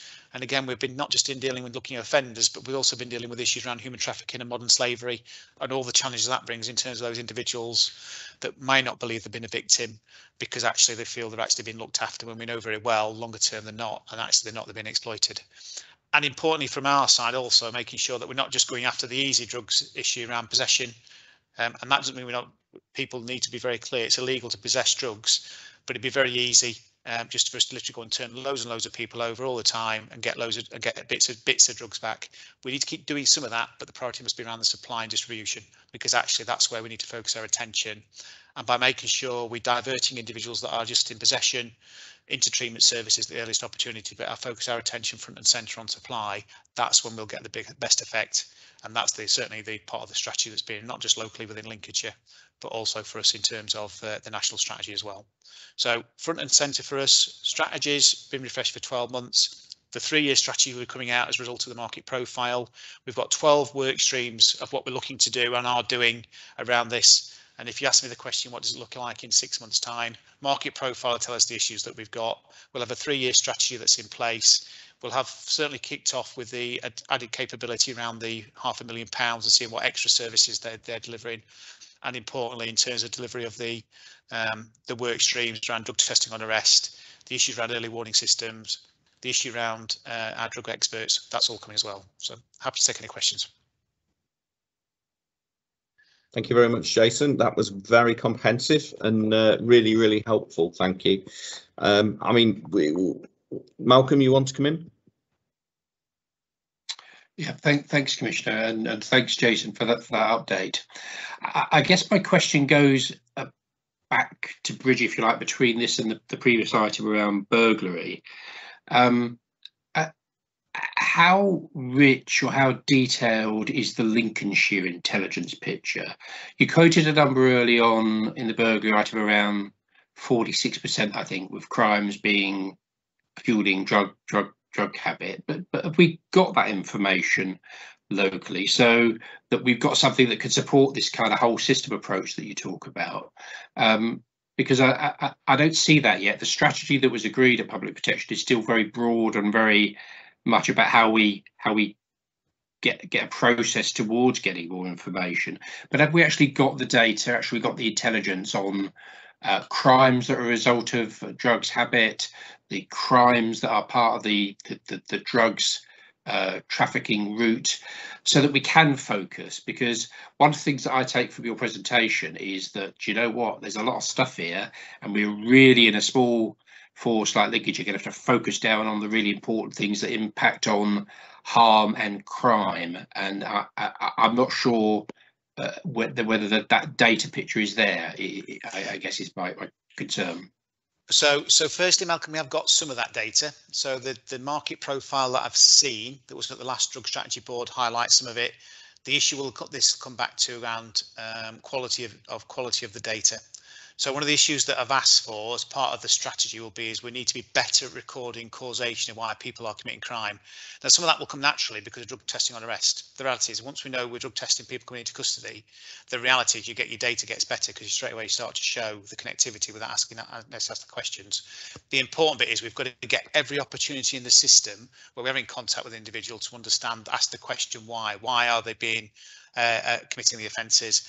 And just importantly, back to John's point, why they're a victim. We know very well, data shows us that if you are an illicit drug user, unfortunately, you're likely to be more chance of being a victim, let alone an offender, because actually your vulnerability around the case. So in terms of burglary at the minute, the data that we've got in terms of our crime data tells us 10% of our burglaries are linked to drugs. I know for a fact the market profile that's coming in is going to tell us a lot more than that, because actually that's where it sits. The reality is, even if we did a snapshot of those committing burglary that we know about, bear in mind there'll be others there that we've not identified, bear in mind our outcome rates at the minute, straight away you'll see the vast majority of them are linked to and connected to drugs. And the reality goes back to your point around it. If we don't understand the demand, how do we know what we need to address the demand? And importantly, part of that addressing the demand is around the whole system, around treatment services. And again, not just dealing with the dependency of drugs, but the reality is there'll be poly dependency around alcohol. We do see some of that. There'll also be the poly issue around mental health, not so much around burglary, but around other criminality. There will be, and just as importantly, the issue around housing and the link to the prisons, and again the issues around through the gate, and making sure again we're doing everything we can there that someone comes out of prison, they're not homeless, and they're not straight back into a community where they know they're vulnerable. And before you know it, we like to see a drugs overdose within 24 to 48 hours. So it's all that bit of it coming back together. So data's not as rich as we want it to be. The data I've seen, it will get richer. And the important bit, by bringing some of the work streams in place, our data will be even better over the next 12 months with the stuff that we're going to be doing. Thanks for that. Because for me, it is the Lincolnshire data that's so critical. As a resident in Lincolnshire, actually, my levels of anxiety probably go up if you tell me broadly that people who commit burglaries have got drug habits. But so actually having the real picture that underlies that is going to be critical, I think, to how we articulate how people can help themselves, but also how we tackle the crimes themselves. Yeah, the important bit for me, Malcolm, goes back to it's about the double standards. Communities can't expect to be safe if they're not addressing some of their own recreational use of drugs, because they all come together. Just because somebody has got a dependency on drugs, right, doesn't make them any worse or better than anybody else that's obviously taking drugs on a recreational use, if I'm honest. And the reality is we've got to change some of the behaviour of our communities where they think it's right to go and have a line of cocaine probably every couple of weeks. It's all right to link into the nighttime economy, and they're taking drugs in the night. Well, actually, that is fueling crime. That is actually making them less safe in their communities, because people will need to be committing crime and are committing crime to do it. So there's a lot of work that we need to do around here, and some of it's around the stigma bit. We do, if people have got a drug dependency, we want them without fear of police locking them up and putting them into a cell, getting access to treatment services to address their problem. But at the same time, we want to make sure those that are committing supply and distribution know we're on the case, and we're going to do everything we can, not just to get them with the drugs, but just importantly, making sure we're taking all the money off them, we're going to take the houses off them, and we're going to strip them of all their assets, because the reality is that's the way we'll stop some of our serious criminality, and that's the bit we've got to continue to do more of.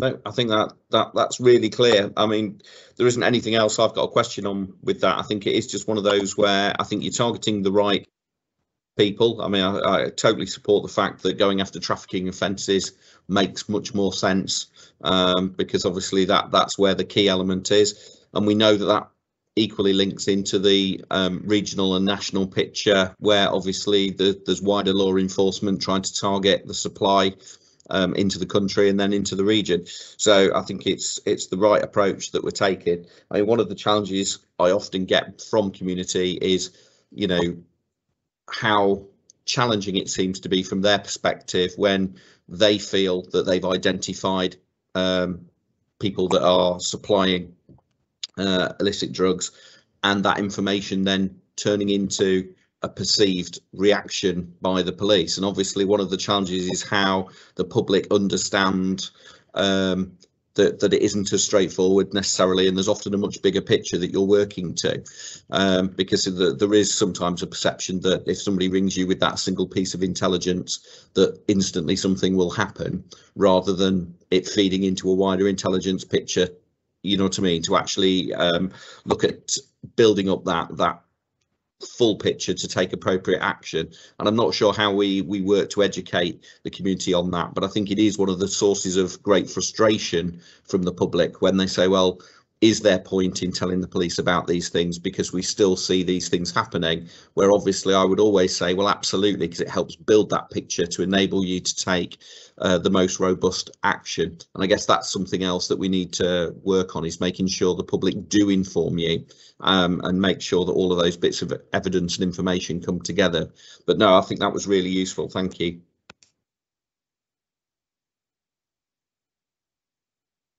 Okay, So can continue through, Commissioner, then. Absolutely, that'd be great. Next part of the report is about our demand response, calls for service, call handling. So I think the areas you want to focus on are really around call handling and what's happening in contact management. So if I hand this on to ACC Wilson, she'll take you through where we're at with performance, but also what's coming in the future. So Karen, over to you. Hi, thanks. On the call handling side, if I can talk about that piece first, we have seen a slight decline in our performance over the last month or so, based on where we were for the last 12 months. But as we've seen throughout the whole of this period throughout COVID, we were doing extremely well in terms of the call handling figures in relation to the lesser demand that we had coming in. So we're able to manage that call handling and the response times much more effectively. So part of me wants to just push out there the fact that our resourcing and our funding needs to match the demand levels in normal times, not just during pandemic times and COVID times that we've seen, where that 25% reduced number of calls for service came to be. So with that, over the last month or so, we have seen that spike increase, and we've seen that several times whenever we've had restrictions for the unlock period lifting, and we've seen greater increases in public order, etc., and more calls for service. That has taken its impact on the control room and also on some of our response times. We have had also a huge amount more new recruits coming into the control room, and that has therefore had an impact on terms of our training time. And when we've got new recruits coming into the control room, it's not just training those individuals, it's the tutoring and the mentorship from our regular call handlers and dispatchers that needs to work alongside this to get people up to speed with that. We are over the last several months where we've seen the 101 and the 999 figures. We've seen that we've actually got I think it's 73% of our 101 figures that have met the target that we've had, and 91% of our 101 figures have actually been answered within 3 minutes. And that's a real significant increase compared to where we were in January. But in the round, all of that is just paint a picture that we've got a really challenging time, certainly for our 999 figures. We're expecting the summer to be extremely busy, and probably hitting our call handling figures, hitting something around 10,000 calls for service every month. And that's something that we've never been equipped to manage previously, but we've put extra resources in there, working with our G4S partner to be able to do that. But also where the contact management transformation programme, this is the piece that's really integral to how we're actually going to change that demand going forward, because we can't just keep throwing people into there and not actually addressing some of the way that we're handling calls when they come in. So we're putting a real push on calls for service coming in online, so crime recording online. If people can contact us through that route, that would be really helpful. We'll be putting some a big media push out for that. But also in terms of how we're actually managing with the new command and control system that's coming in, how we manage some of that demand, so we understand where our repeats are and we're able to problem solve some of that demand out of the programme. With the contact management transformation programme, we're also looking at how do we identify where some of our partners may need to pick up some of the calls that come in for us, because we do have quite a few calls that come in which actually not really police related, and we have to signpost them, or we end up having to send people out to deal with something but then signpost somebody later down the line. Some of that is around mental health, and that's quite a significant impact on us. We can't just leave people to fend for themselves, so we do need to work together with our partners to be able to get the individuals who've called for our service the right help that they need. The summer demand that is coming forward, we're expecting once the lockdowns are released that we will have a higher impact on public order and nighttime economy demand that's coming forward. So we've put together quite a comprehensive programme of Operation Unlock. That's our plans to make sure that all of our units, all of our different areas of business are collectively focused on making sure that we've got the right number of resources, certainly around the nighttime economy. And that's not just on the areas on the uniform response areas, but that's also our crime response and our specialist op response, or roads policing. As we're getting into that unlocked plan, then we've got everybody who's going to focus on that. In relation to the 999 call handling figures as well, one of the things that we are looking at is how we're going to be able to manage that going forward into the summer, because what we can't do is let people down, but we do need to make sure that our demand level is the right level of response that we have there. One of the things that we are looking at, but it will take some time to actually put in place, is how we can do that more remotely. So having some technology put into to other outlying stations, so that people who are on restricted duties, etc., can actually do some of that call handling, not necessarily from our control room here at headquarters. So that's part of our longer ambition as well around the contact management transformation programme. Did you want me to talk about the road traffic piece as well, Chief, or just pause there for any questions?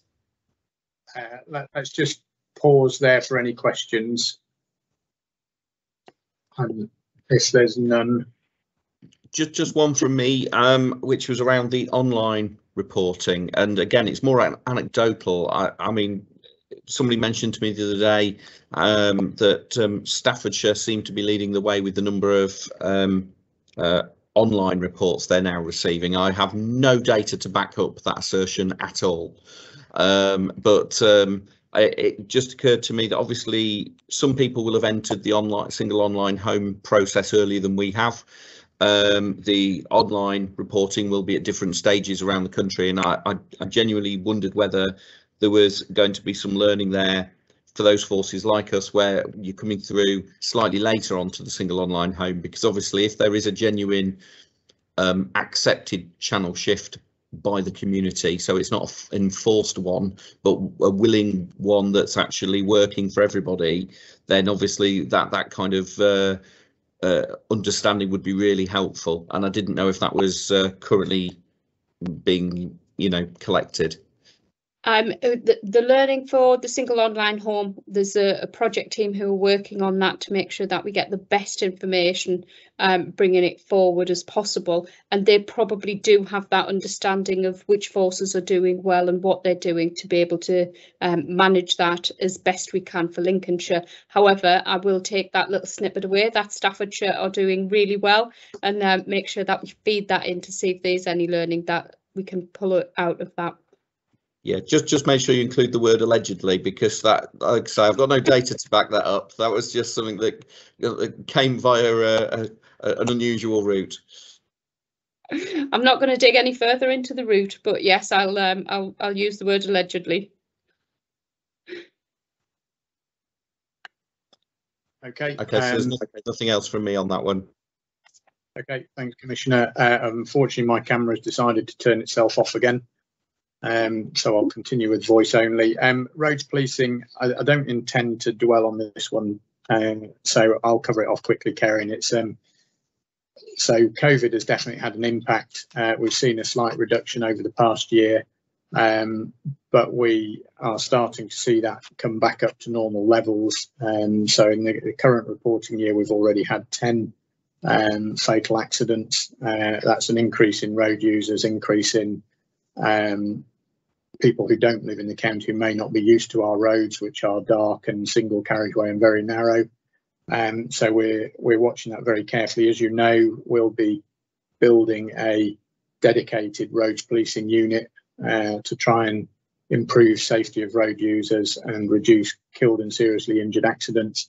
And even at reduced numbers, 377 in the past reporting year seems too high. And we have a disproportionate amount of KSIs, so killed and seriously injured accidents on a national level. So there's work to be done there. But it is a priority to me and to the force, and we will be building that road policing unit. Okay, any questions on that before we move into interventions? No, nothing from me. I don't see any hands. Okay, so on the interventions, the figures are there. I'm not going to dwell on too much of it, other than rape appears to be one of those areas where we're starting to see historic reporting coming back in, and that's the same with domestic abuse. So we anticipated this as lockdown came to an end, that those people who felt they were unable to access services in a safe way without being found out by whoever was offending against them are now coming forward, and we're seeing a rise, particularly on the rape side of things, of offences that are up to a year old, but we're ready to deal with those. Mental health wise, we've seen a rise in those being detained under section 136 of the Mental Health Act, and a slight rise overall of about 8%, which is a little bit worrying from my point of view. But again, we know that COVID lockdown has had an impact on the overall mental health of our population. It's not unique to Lincolnshire, it's impacting across the whole of the country. But what we would say is, if you spend time in our custody suites, access to mental health services during lockdown has been difficult, and it has meant that we've had to detain people where otherwise we probably wouldn't have been doing so. But hopefully, as we come out of the end of June, whether that's going to be June the 21st or beyond, we will see things improve. And then we've mentioned already the impact of violence against women and girls and the Sarah Everard incident, and also the work that's going on with websites such as Everyone's Invited. So we're working with a national coordination team, Operation Hydrant, in relation to peer-on-peer reports within schools and universities. And we're also working with schools, colleges and universities to raise awareness of sexual violence and inappropriate behaviour and language online. But it's under Operation Hydrant, with Lincolnshire managing the threat at a local level. And our referral into specialist services for domestic abuse and sexual violence and victims remains a focus to us, to ensure those individuals are getting the long-term support that they require. So I will pause there before I hand back to Karen for the process part. Thank you. Any questions on that section? No, I guess my only question, obviously we have seen one of the expected, sadly, elements of coming out of lockdown is around people's ability to report certain crime types goes up, and it's really just some assurance, given that I fully accept that there's always a case for more resources, certainly around the protecting vulnerable persons element, the CSE, the sexual assaults generally. Do you feel that the resource level available to the force is able to manage that sort of flow as you can understand it to be at the moment? Because I know it's a particularly challenging area of work for people, and I know it's not instantly something that people can just pick up. There's training elements, etc., and it's just to get some assurance around that, really. Chief, did you want me to come in? Go on, Karen. Yeah, we put and John's still online. I seen he helped create the Protecting Vulnerable Persons piece. So in terms of the training and the skill sets of the people that we have in there, there's been a huge amount of investment over the last 2 years now that we've had the PVP up and running, in terms of the skill sets for specialist investigations around the work that they do. So, and this is an ongoing programme now, but I'm very confident that that the training provision and that the people that we have in there are the right people. There is an element of the support work and the well-being and welfare of staff who work in that environment, which is captured and will feed into our well-being strategy. And we've also got some new, the safeguarding hub that we've got in there, which we've got some new staff and new processes to help manage some of that workload, so that things are triaged into the right category of who needs to be aware of it, and that's working with our partners. So although we don't have a MASH, which is a multi-agency safeguarding hub, which lots of other forces have, we do our best with the safeguarding hub that we do have, making sure that our partners are as connected as we can be. So in terms of the right people and the right place, we if you ask anybody in the teams, they'll always want more people to be able to support this. But we've actually got, I think, the levels right at the moment for what we do have, and what we're trying to do going forward into the future with the new command and control system is making sure that we have the right level of service to victims of that type of crime, so that they will be responded to by people from the Protecting Vulnerable Persons unit, if that is the right thing to do, as opposed to sending out a uniform response officer and then having to hand it over to a specialist officer later down the line. And that's part of the work that's coming on at the moment. Thank you. Okay. Thanks, Karen. Okay, if there's no more questions, I'll ask Karen to continue then with the outcomes piece. Karen. Yeah, thank you, Chief.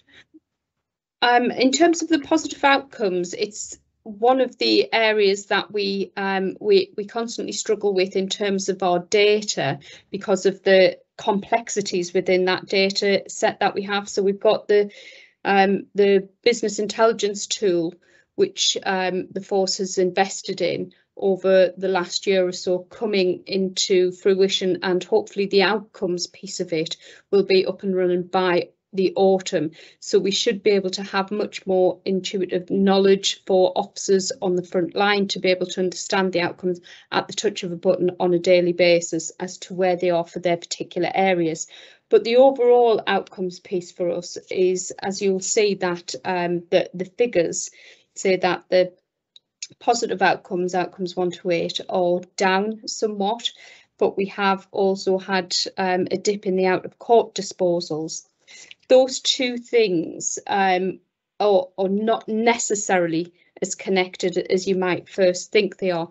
Some of the areas for out of court disposals we've got nationally, we're working towards a less complex picture and suite of out of court disposals to try and make sure that we've got something simpler that we can pull together, but we're working with the NPCC leads on that to show how that can happen. But one of the things that we do need to look at is restorative justice and how that feeds into the out of court disposals or the positive outcomes as well, and that's something further down the line which I know the PCC's office funds.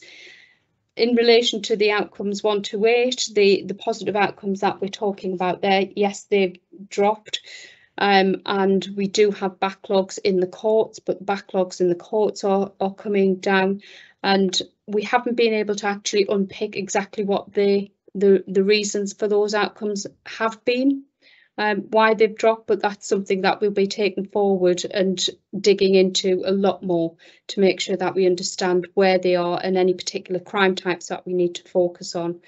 Some of the things anecdotally which are affecting our outcomes are the length of time it takes to get CPS advice, for forensic analysis to come back, and the impact of the Director General's advice and guidance that we have to do, certainly in terms of redaction for case files and sending things into the CPS to be able to get the charges. So we do have quite a bit of backlog and workload to work through to make sure that we try and support our staff as best we can to be able to actually give the best service that we can to our victims.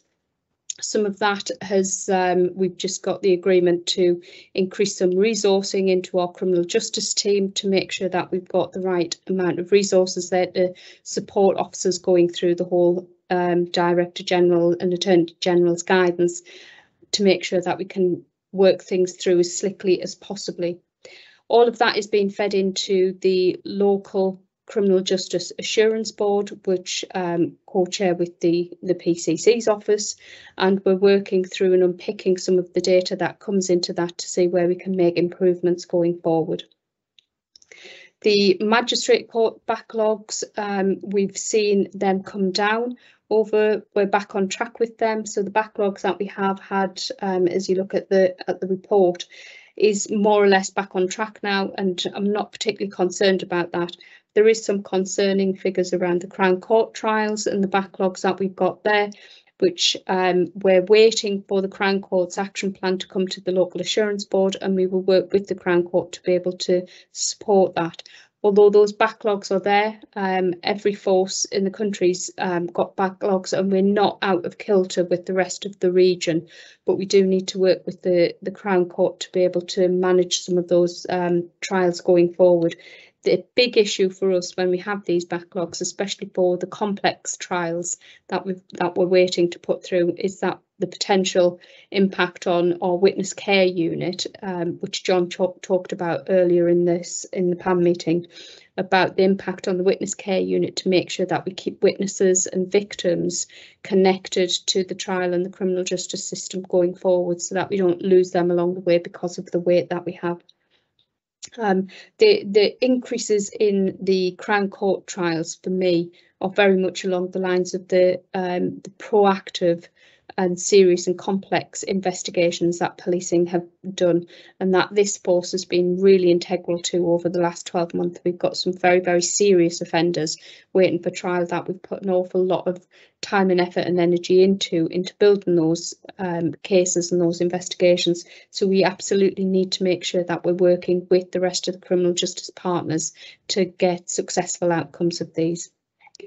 The Nightingale courts we don't have any in this region, in this force area. We do have one in the region. However, it's not being used for any of our court cases at the moment, but we have got an extra room within our Crown Court here in Lincoln to be able to progress some of those trials. So hopefully, once we've got the action plan together and we're working towards that, we'll be able to give much more of an update at the next public assurance meeting as to where we are with that.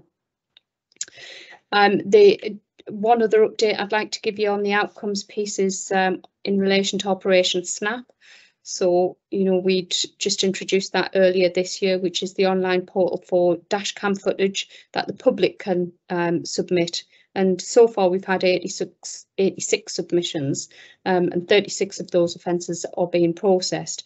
The type of stuff that's coming in, which is really interesting, is lots of stuff coming in from cyclists who've got dash cams on their cycles, and where we've got the whole issue around vehicles going through solid white lines, or going through red lights or other traffic signs, or driving too close and dangerously to cyclists, etc.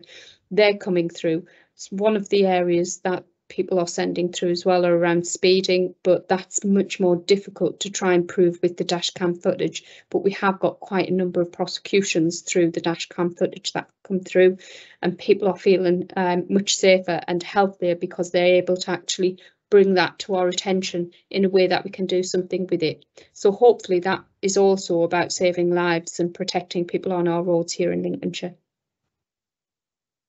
thank you. That was it from me, Chief, unless there's any questions. Thanks, Karen. Over to the chair then, Commissioner. Yeah, just on your last point around Operation Snap, I think it is a really good piece of work, and I think it is useful for you to sort of see the kind of thing that was going to come through, and obviously iron out any initial glitches on that. I suppose if there's a confidence that that's now the case, that you're sort of with a number under your belt, so to speak, that more could be coped with, I just think there is an opportunity to promote that a little bit harder, because clearly, like you've said, if it's being taken up by the cycling fraternity, that's brilliant, and whether there's more that could be done there. But also, obviously, we have, for example, equestrians, and I wonder whether they have dash cam, and are they considering it? Equally, obviously, motorists would be another target audience.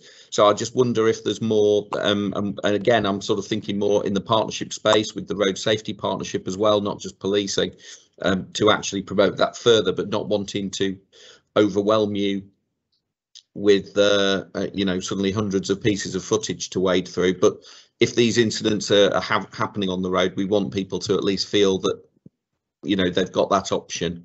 So anything that we can do to sort of work with you on that would be great.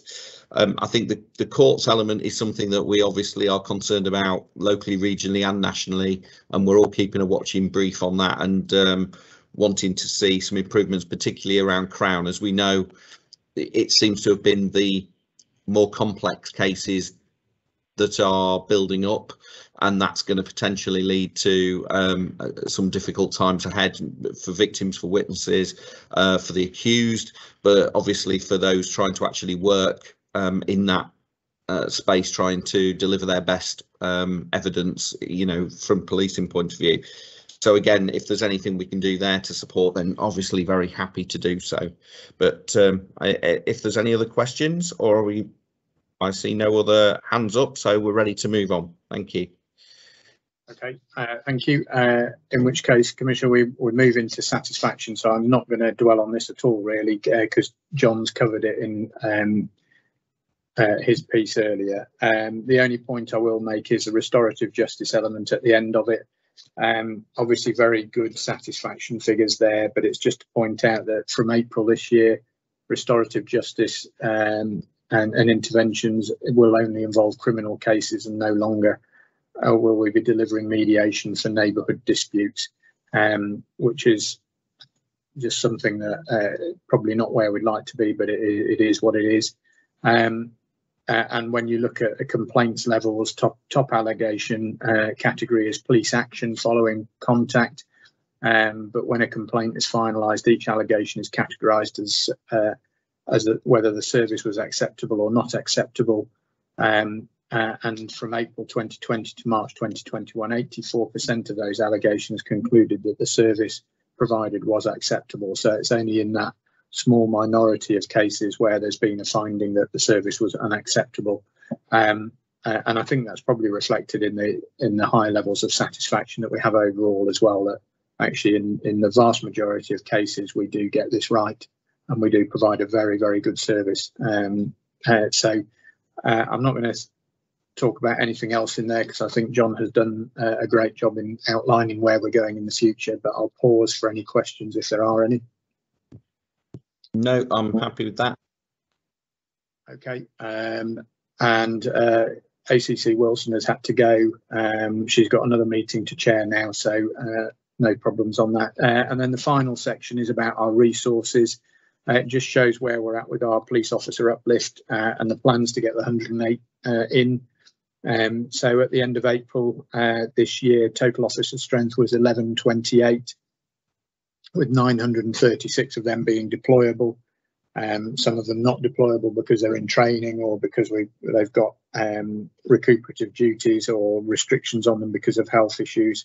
But by the end of this year, we expect the average number of officers is forecast to be 1144 by the end of March 2022. So you can see that uplift is starting to take effect, and the aim really is to get as close as we can to 1200 on a rolling average, or 1188 as a funded establishment. So lots and lots of work going on. At the very end of the report, you'll see the number of intakes that we've got coming through in the coming year. So we've got 2 intakes in March from this year, 60 joining across those 2 intakes, with a further student officer, 4 further student officer intakes in September, October, and 2 more in March 2022. And you'll see that the representation in those cohorts and those people applying is improving. 40% in the pipeline being female, and 3% of candidates from BAME backgrounds. So things are looking quite positive there and going in the right direction. And I've got to say that the work that's been done there has been flagged as good practice on a national level, and we continue to work to improve on that further.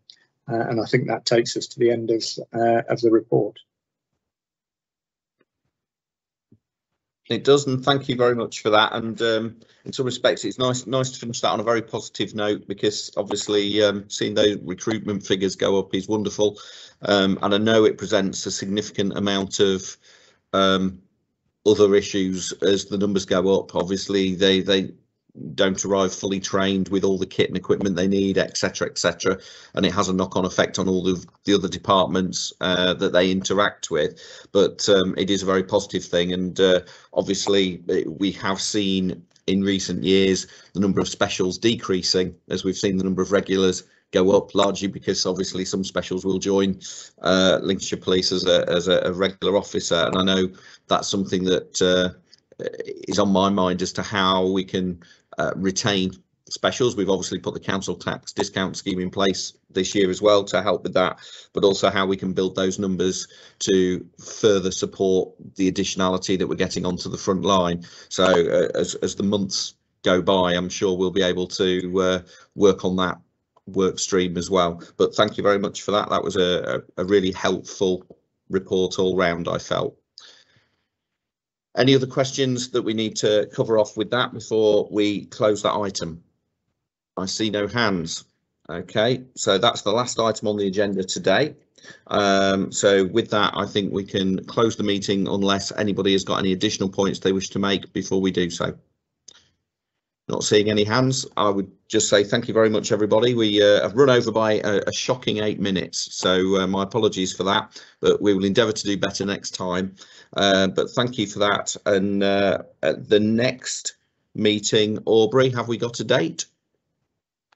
We have, Commissioner. The next meeting is scheduled for Wednesday, the 25th of August.